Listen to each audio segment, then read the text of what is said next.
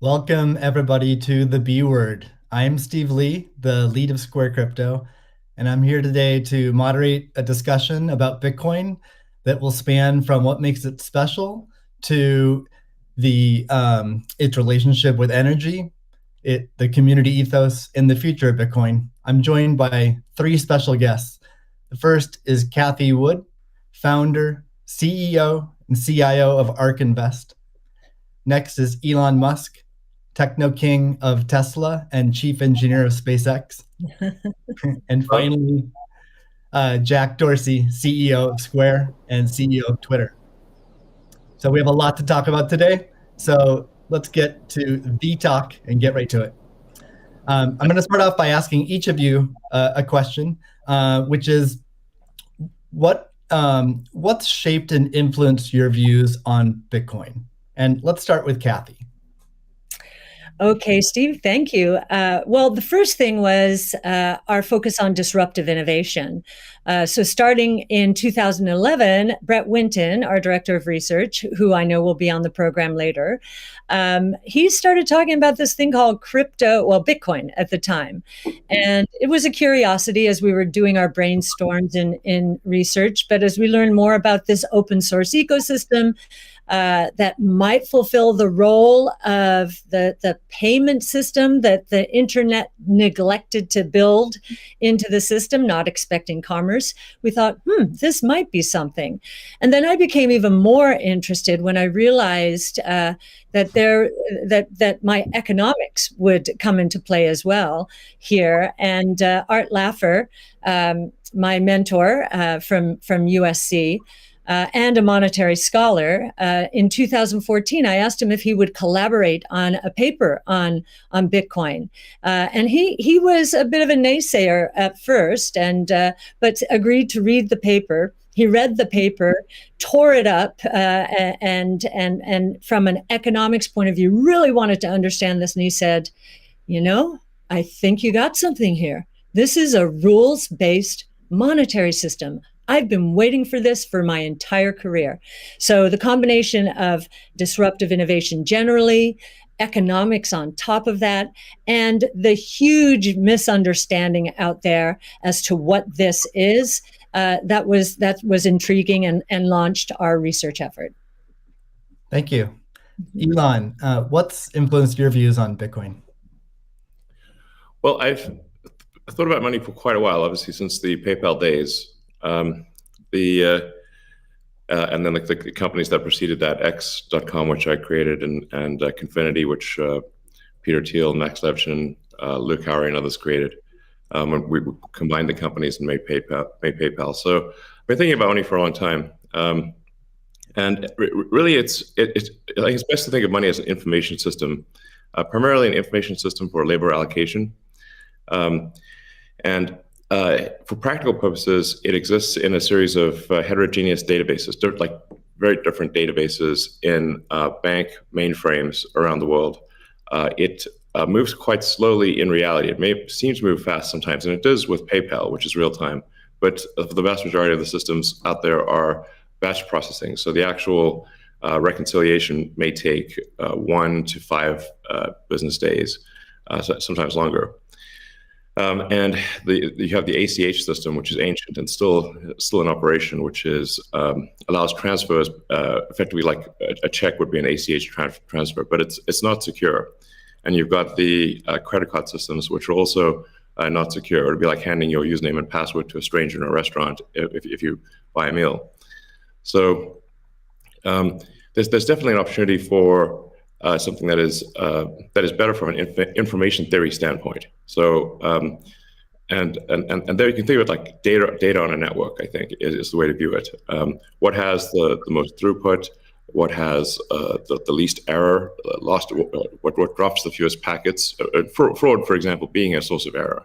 And government interference in currencies being a source of error.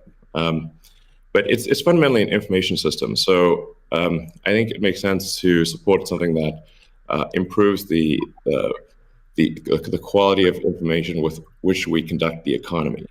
And Bitcoin is a candidate for that. It does, I think, some things Well, and it's obviously it's evolving, and there are additional things like Lightning being done on top of Bitcoin. Um, but Bitcoin per se is mostly solving for scarcity, or rather solving for uh, essentially having no throat to choke, decentralized. So there's no one who can be coerced in any way to empty their Bitcoin account. Well, I guess they could technically, but on an individual basis, but the system as a whole cannot. Um, and it has an open ledger, which is also quite good. But transaction volume is low. Transaction cost is high, and usability for the average person is not yet very good. But it has a lot of potential.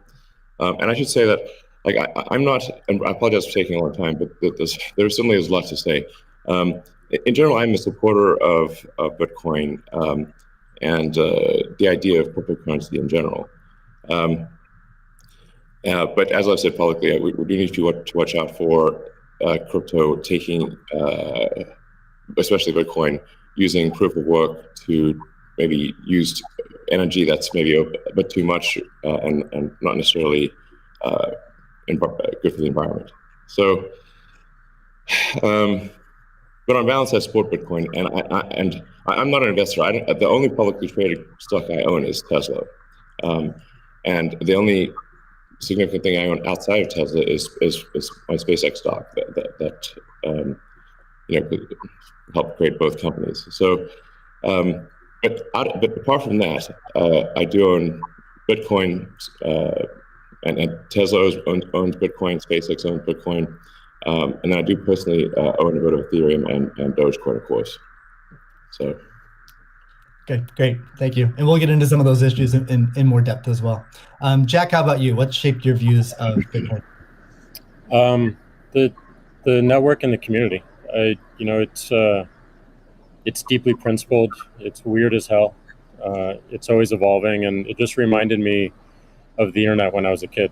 And I encountered alt cypherpunks when I was fairly young, and this was a topic of discussion for years. I didn't touch it until 2008 when we started Square. Elon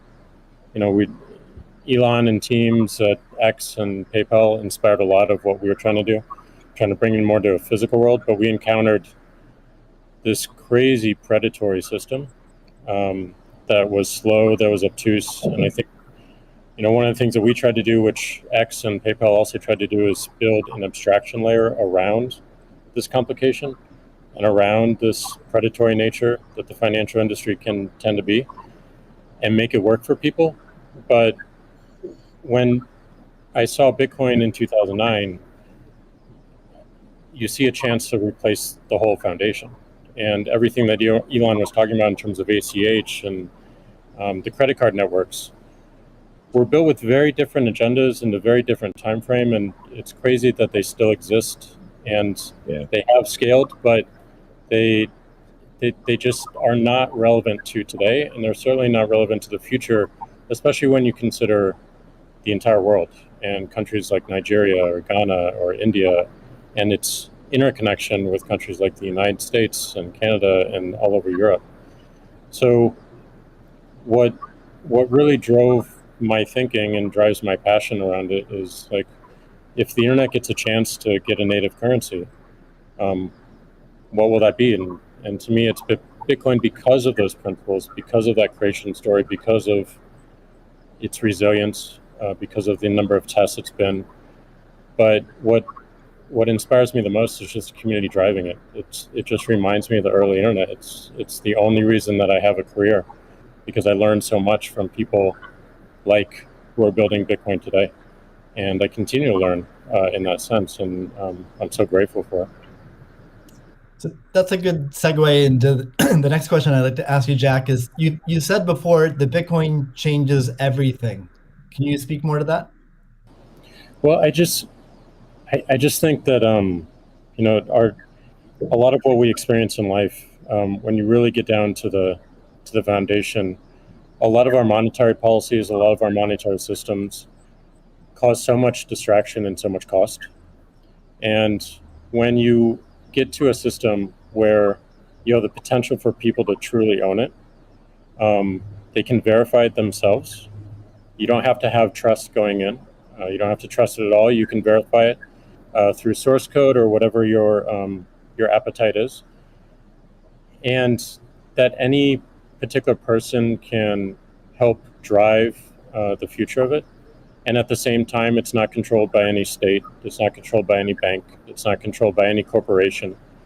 And these three parties of people who participate in the network, people who mine, and also the developers, constantly debating the correct roadmap and the way forward, is a beautiful thing. And I don't know of many other consensus-based models that have existed at that scale for this long with this amount of success. And we're still fairly early. So when, I met a woman in Ethiopia 2 years ago, and she was trying to create the lift for Ethiopia. Elon, I think I reached out to you at that time as well because she really wanted some Teslas.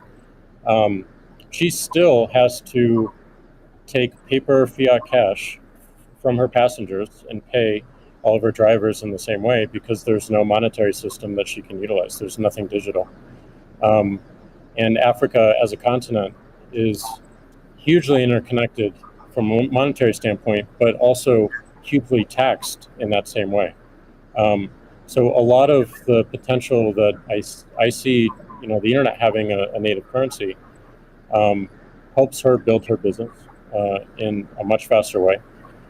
And also, if you consider something like Bitcoin existing before YouTube, before Twitter, before Facebook, a lot of the business models that we have today would not be the same.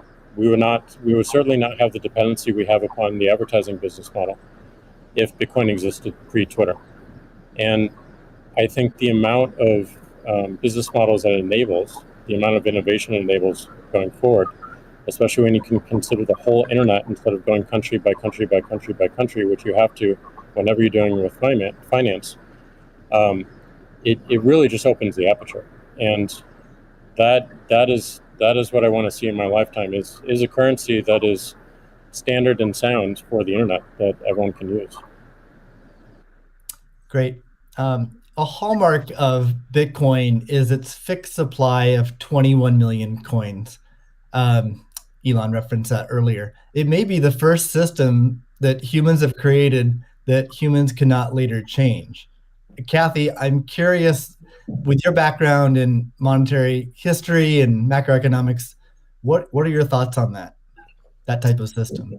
Oh well, I'll recount the story about Art Laffer and our going through the paper, and he said, as I said, first rules-based monetary system, global ever. This is a very big idea. Once we had convinced him of the ecosystem itself. Now, this is the role that it's playing, given that the rule is a quantity rule, that 21 million units, is really a store of value role. So there are three roles of money. Store of value, very important. The means of exchange, so for transactions, and the unit of account. Every good priced in terms of whatever the unit is. So store of value is its primary use right now. The others exist. Unit of account, reserve currency of the crypto asset ecosystem. That's being seeded a little bit towards stable coins right now. But the store of value is a very big role. And means of exchange with apps built on top of the Bitcoin blockchain, we think is going to become more of a reality. Right now, high value transactions take place over Bitcoin, and that is a very useful role. So we look at those, and I remember saying to Art, "How big could this be?" And he said, "Well, how big is the U.S. monetary base?" Well, today it's $8 trillion. $8 trillion. At the time we were talking, it was $4 trillion. So we've gone through another crisis since then. And so the store of value, this idea that purchasing power will go up over time if demand rises relative to supply. Supply ultimately fixed at 21 million units. That's a very good thing. Purchasing power going up globally around the world. And this idea that it's a hedge against confiscation of wealth. And that can take place in a myriad of ways. But inflation, and especially hyperinflation in emerging markets, is the primary way. Talk about destroying purchasing power. So that's a very big idea. And I'll also mention deflation. In some ways, it's a hedge against deflation. I know some people are confused that we at ARC think that we're in a deflationary environment here in the United States. If that is true, the odds of a hyperinflation in the rest of the world, especially in emerging markets, is also true. So, but this deflation, and we learned from 0809, there's counterparty risk associated with deflation. And I think Bitcoin would be a hedge against that eventuality as well. So it's a very big idea. Right. I suspect among us, there's not a lot of debate about Bitcoin's potential as a store of value. But Jack, you referenced earlier it being or becoming the native currency of the internet. Can you speak more to that, and also how it relates to maybe how institutions think about it? Yeah, I mean, like just simple example. If I happen to be in Ghana and my family's in Nigeria, currently I can take anywhere from and I need to send money back, anywhere from 10 to 30% off the top just to send that money back. Whereas if you just focus on the worldwide remittance problem, Bitcoin solves so many of those problems today instantly without having to go through any intermediaries or any slowness or complicated systems that a corporation or a state created. So I think having sound money with that is separate from the state is the idea. Having it completely verifiable by everyone, including the state, including corporations, including individuals, including developers who want to build on top of it, is quite powerful, and that's what keeps it secure and strong. And I think that's we need more of that, which is why this one of the reasons why this conversation is so important is as entities come into the space, it's not just buying an asset and holding on to an asset and treating it as an investment. There's something special that created this, and something precious and something very unique, which has to be protected, and we need to do whatever we can to help that thrive as well. Elon, I'm curious your opinion on this. You mentioned earlier about Bitcoin's throughput, or the importance of throughput, maybe some concerns around Bitcoin. Can you speak? Do you think Bitcoin can become peer-to-peer cash? Well, Bitcoin does have a fundamental scarcity limit at the base layer that's designed in. That doesn't mean you can't have some layer 2 system in theory like Lightning. And I understand Lightning is doing well in some small countries. There's some question mark as to whether you need a money transmitter license. Just a debate as to whether that's needed, given that it is not open ledger. So that's a whole separate debate, of course. But Bitcoin by itself simply cannot scale to be the monetary system for the world at base layer. But with a second layer, this is possible depending upon how that second layer is implemented. That's part of why I think there may be some merit to something that may seem silly, like Ethereum, like Dogecoin. I think Ethereum also, like I said, the three things I own outside of SpaceX and Tesla, and obviously it's a Neuralink and Boring Company, but of any significance are Bitcoin by far, and then some Ethereum and some Doge. So if the price of Bitcoin goes down, I lose money. I'm not sort of I might pump, but I don't dump. it's not a case of I definitely do not believe in in getting the price high and selling or anything like that. And I would like to see Bitcoin succeed. I think there's some merit to this is not a slam on Bitcoin. There's some merit to considering something that has a higher max transaction rate and a lower transaction cost, and kind of seeing how far you could take a single layer network where the exchanges act as a de facto second layer. I think you can probably take that further than people realize, and as bandwidth increases over time, latency decreases. SpaceX's Starlink is actually playing a role in this, and I think long term people will probably have, access to worldwide access to gigabit level connectivity at low latency, and so at low cost. And so then, your base layer could do a lot of transactions if you take that into account. So yeah, but like I said, Bitcoin with a layer 2 system, so they could scale to do a vast number of transactions. Same goes for Ethereum. Question about the scaling at the layer 1.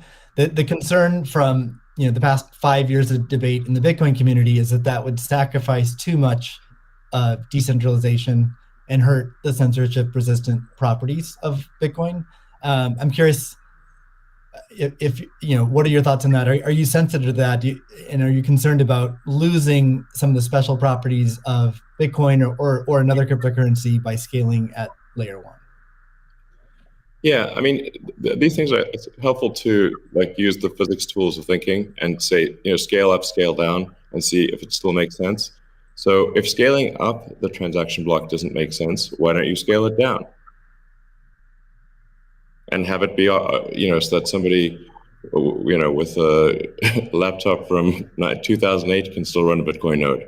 Why not slow it down? Oh, you want to slow it down? Well, maybe you're at the wrong number then.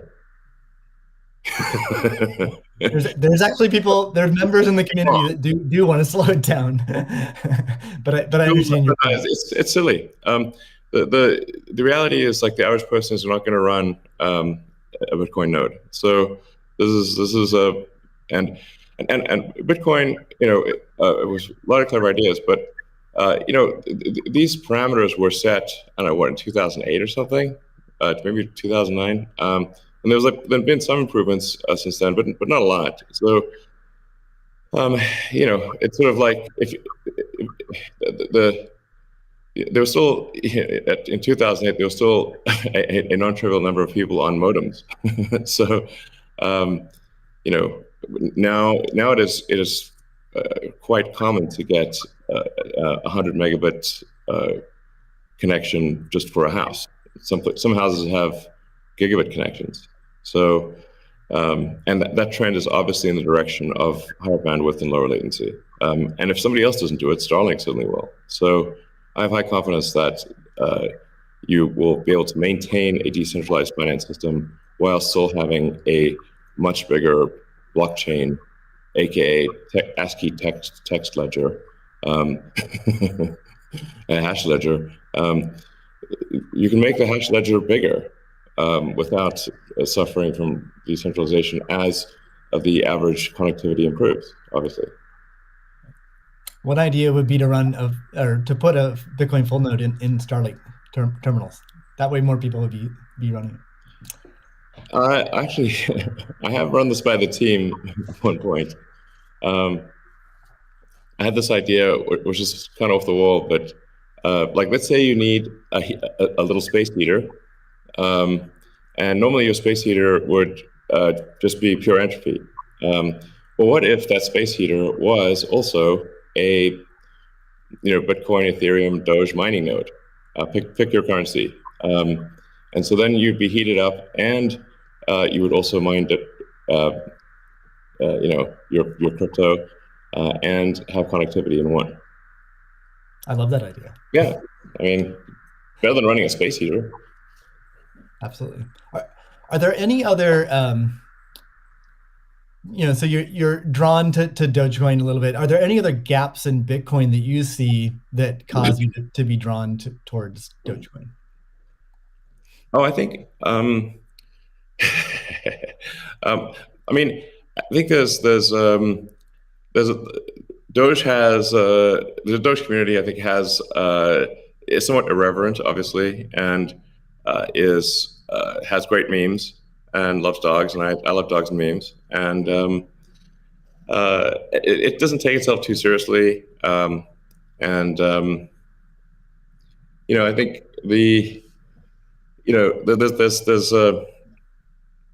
there's Occam's razor, which is the simplest answer is the most likely. It's a summary of Occam's razor. The simplest answer is the most likely one. Then there's a friend of mine came up with a variant on that the most ironic outcome is the most likely one. And then I have a variant on that, which is the most entertaining outcome is the most likely one. So if that is true, then the most ironic and entertaining outcome would be that the cryptocurrency that was started as a joke to make fun of cryptocurrencies ends up being the leading cryptocurrency. That would be the most ironic outcome. Jack, what are your thoughts on that? Is Bitcoin resilient enough to overcome that? I think it's resilient, but also I think like you find, I mean, that's what attracts me to Bitcoin in the first place is the irreverence. A lot of that just brings it forward, and at first go it makes it a little bit inaccessible, but as people get into it, it makes it more accessible and more spreadable. And I absolutely think the resilience is there. I think it's important to have fun as well. And anyway folks can express themselves. I think that goes back to the main idea of like how do we create a native currency for the internet? Anything that goes towards that path, like that's whatever wackiness or fun we can have along the way. That's going to make it a lot more enjoyable, and it's going to make a lot more people want to use it. I'd also point out there's nothing stopping someone from creating a Bitcoin wallet that's like fun and has memes, has dogs. That's possible as well. Great. Let's move on. Right now at this point. Let's move on to the next topic, which is Bitcoin and energy. It's a really hot topic that lots of people are talking about. Let's start with Elon. You've been vocal on this. You've said that. I mean, you said many things about it. You've also said that Tesla will resume payments in Bitcoin payments if the renewable energy is approximately 50% and sort of looks like it's on a positive future trend. What do you think the state of things are with respect to that? Yeah, so I do think that there appears to be a positive trend in the energy usage of Bitcoin. Actually, part of this is due to the drop in Bitcoin price. I mean, what I observed, or what I thought I was seeing, there may be some disagreements on this, but from when Tesla announced that it had acquired Bitcoin and was doing Bitcoin transactions, there was a massive run-up in the Bitcoin price, and also a massive increase in the amount of energy used to mine Bitcoin. And I think I understand renewable energy quite a bit. I mean, Tesla does solar and interacts with a lot of wind generation through our mega pack, because basically need to store energy from wind and from solar. So we're pretty plugged into the renewable energy industry. And there's just no way that you could basically double or triple the amount of energy in such a short period of time with renewables. You could shovel coal that fast.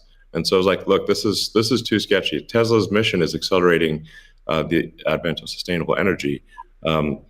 We can't be the company that does that and also not do appropriate diligence on the energy usage of Bitcoin. So all I did was I said, look, we're going to suspend Bitcoin transactions for now. We're not selling any Bitcoin, nor am I selling anything personally, or nor is SpaceX selling any Bitcoin.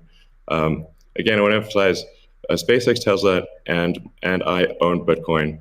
I also own a little bit of Ethereum and Doge, but the companies just own Bitcoin, and the Bitcoin that I own is worth much more than the Ethereum or Doge. So clearly, if I'm if these actions negatively affect me financially, if I was purely financially motivated, then I would not express this reticence about Bitcoin energy usage. Now, it looks like Bitcoin is shifting a lot more towards renewables, and a bunch of the heavy-duty coal plants that were being used, unequivocally being used, this is not a question mark, have been shut down, especially in China. So I think it's probably, I we want to do a little bit more diligence to confirm could confirm that the percentage of renewable energy usage is most likely sort of at or above 50%, and that there is there is a trend towards increasing that number. And if so, then Tesla will resume Bitcoin, accepting Bitcoin. Yeah. So I think we want to just do a little bit more diligence, and I think, but most likely the answer is that Tesla would resume accepting Bitcoin. Most likely. That's Steve, great to hear. I would Steve, agree with that. Kathy? yeah, may I ask a question? Elon, I'm not quite sure if you saw the paper that Square and ARC did together on making Bitcoin mining a part of a utility, a broad-based utility ecosystem, whereby, the overage from sunshine or wind powers the Bitcoin mining machine, thereby enabling the proliferation of renewables to a much faster extent, or at a faster rate than otherwise would be the case. What do you think of that? Well, the problem is that in order to operate so-called mining or hashing rigs, in order to operate a bunch of hashing rigs, effectively, you have to run them 24/7, which means you need base load. You can do that with solar and wind plus battery, but if you only did it based on solar wind overage, your hashing rig utilization would be much less. So you'd be at a disadvantage. Sure, Hydro or geothermal are great for as renewable means. I'm also pro nuclear. I think modern nuclear power plants are safe, contrary to what people may think. I really think it's possible to make very, very extremely safe nuclear. I'm talking about fission. You don't need fusion. And then, of course, fusion. You just got that big fusion reactor in the sky called the sun. It comes up every day. But I think a combination of solar and wind plus stationary storage will get you that base load, so you can run hashing 24/7. Okay, Jack, I'm curious. You've stated that Bitcoin incentivizes renewable energy. That's what we're talking about now. Do you have any additional thoughts on that? Yeah, I mean, everything that Elon said and Kathy mentioned, but it's also incentivizing a lot of innovation in just energy space, and just like looking at unused energy. There's a company called Great American Mining that caps the methane flares on oil fields to power their rigs. And you just imagine, and you mentioned nuclear, Elon, as well, and just imagine all the unused energy that is just being wasted every single day. And being able to get that energy and converting it into a secure, sound money system for the planet feels like a worthy trade-off. And that's the sort of incentive that I think is most powerful, is like, how do we reuse what is being currently just dumped on the ground and wasted and not considered, and how do we do that at scale? And I think that's a bigger conversation that I think is missing. But I agree with everything that Elon has said, and also the paper we put forth. I'm curious if any of you have thoughts on how what the industry can do to accelerate the transition to renewable energy. And like Elon specifically, could Tesla Energy or Starlink play a role? Well, I think Tesla can play a role. Tesla's literal reason for existence. The reason I've put so much of my life energy into Tesla, which is a lot. In fact, I would say that I've had some pretty tough life experiences, and Tesla is responsible for probably 2/3 of all personal and professional pain combined. Just to give you a sense of perspective there. So this is a hella hard situation.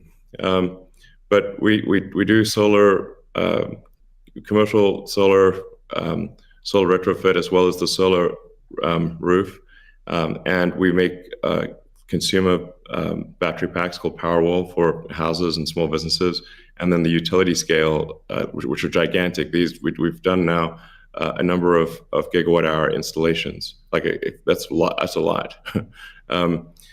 And a lot of them actually have been for load leveling the grid. Mostly they are, and combined with the first really big one we did, which is 100 megawatt installation in Australia. That's actually helped stabilize a huge portion of the South Australian grid, because it's able to react so fast. In fact, at first, because they've got a billing system in Australia that I think works at the sort of millisecond level, and we were operating at the microsecond level. So the system was operating so fast that the measuring system couldn't see it. But so Tesla's certainly doing a lot to enable renewables, especially wind and solar. And in fact, the limiting factor for us right now is cell production. So we need to both internally get the Tesla internal battery cells produced, as well as increase supply from suppliers. And generally, when I talk to our suppliers, and they say, how many cells would you like us? How many cells can you make? Because sometimes they're concerned, well, is Tesla going to compete with them on cells? I'm like, no. If you want to make the cells, be our guest. It's just that we need a crazy number of batteries, and they need to be done. It obviously needs to be mined and produced and manufactured in an ethical and environmentally sound way. So, at Tesla, we really do aspire to be the good guys, to be a company that people can believe in. It doesn't mean we don't make mistakes, but that's what we try. So, but I think generally hydro, especially existing hydro, is good for mining. Geothermal, there's lots of places in the world that have geothermal energy. Like I said, nuclear is also good. I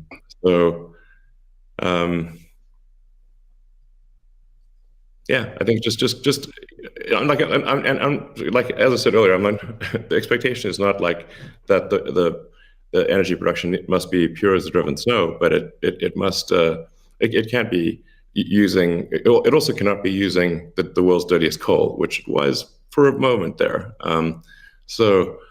That's just difficult for Tesla to support in that situation. So I think, but I do think long-term renewable energy will actually be the cheapest form of energy. It just doesn't happen overnight. But as long as there is a conscious and determined and real effort by the mining community to move towards renewables, then obviously Tesla can support that. That's great. Kathy, we've been talking a lot about energy, but many institutions are facing questions around Bitcoin's relationship with ESG. Can you maybe speak a little bit more to what is S and G in ESG and how Bitcoin might support those? Sure. So E, of course, is environmental, S is social, and G is governance. And there is a massive movement afoot in the institution